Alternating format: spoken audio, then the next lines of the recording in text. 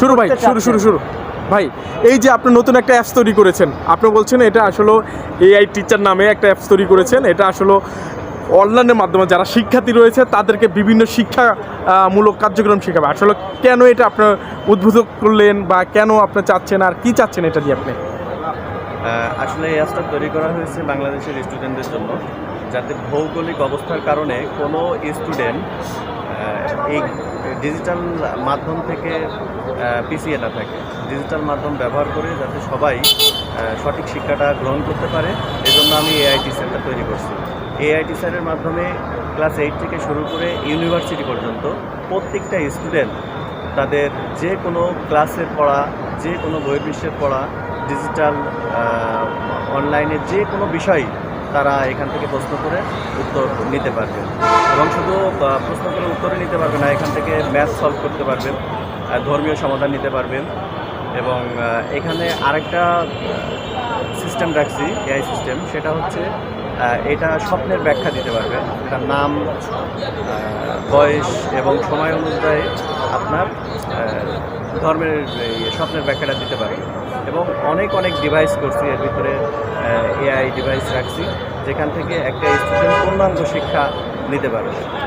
আসলে আপনি অ্যাপসটা কেন তৈরি করলেন? আপনার কোথা থেকে আসলে এরকম একটা অ্যাপস তৈরি করে শিক্ষার্থীদের মাঝে ছড়িয়ে দেবেন, এরকম কোন জায়গা থেকে আপনার মনোবল শক্তি হলো?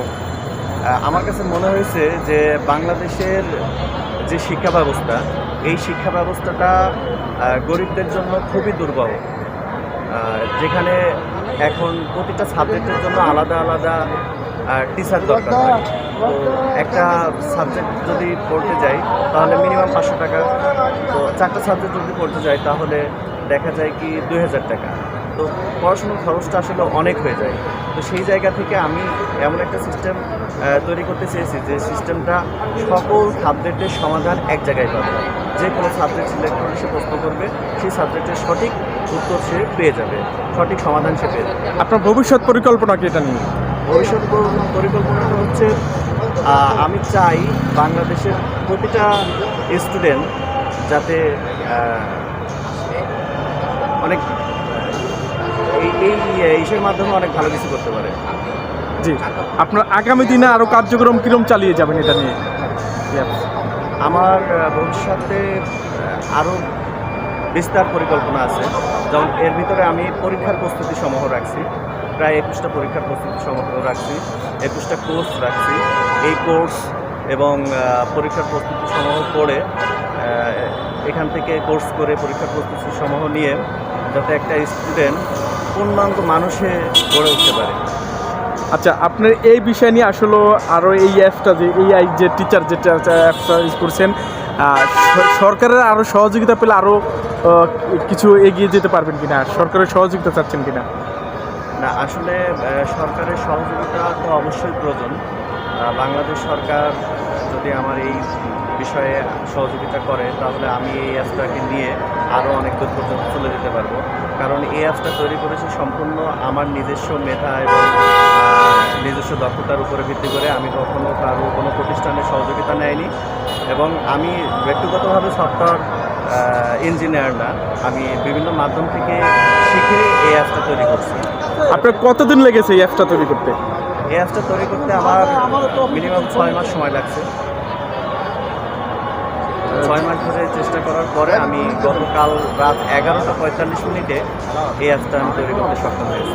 এই যে আপনার 6 মাস, দীর্ঘ 6 মাস আপনি এখানে সময় কাটিয়েছেন, আসলে এই অ্যাপসটা তৈরি করার সময় কোনো বাধা বিঘ্ন এরকম কোনো ঘটনা ঘটেছে কিনা?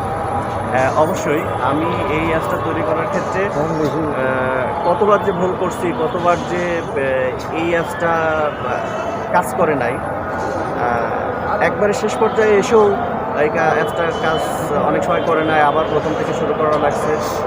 তো অনেক পরিশ্রমের পরেই এই অ্যাপসটা আমি সফল করতে পারছি। দেশের উদ্দেশ্যে, দেশের সাধারণ মানুষের উদ্দেশ্যে এবং যারা শিক্ষার্থী রয়েছে তাদের উদ্দেশ্যে আপনার বলার কিছু আছে কিনা?